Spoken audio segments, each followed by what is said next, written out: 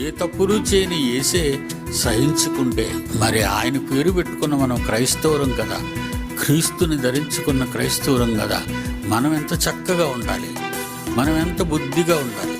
చాలా ఇది చాలా జాగ్రత్తగా మనం వీళ్ళతో మాట్లాడవలసిన అవసరం. తొందరపడి ఎవరిని నన్ను అన్నాడు కనుక నేను అంటాను, నన్ను అన్నది కనుక నేను అనేస్తాను అని తొందరపడకు. ఎందుకంటే మన నిమిత్తము, మన దౌర్బల్యముల నిమిత్తము, మన పాపాల నిమిత్తము ఏ పాపము ఎరుగని యేసే సిలువలో రక్తం కార్చి చంపబడ్డాడు. ఆయన ఏ తప్పు చెయ్యలేదు. యేసుప్రభు వారు ఏ తప్పు చేయలేదు. ఏ తప్పు చెయ్యకపోయినా మనుషులు చేసే తప్పులకు ఆయన శరీరాన్ని బలిగా చేశాడు. ఏ తప్పులు చేయని యేసే సహించుకుంటే మరి ఆయన పేరు పెట్టుకున్న మనం క్రైస్తవురం కదా, క్రీస్తుని ధరించుకున్న క్రైస్తవురం కదా, మనం ఎంత చక్కగా ఉండాలి.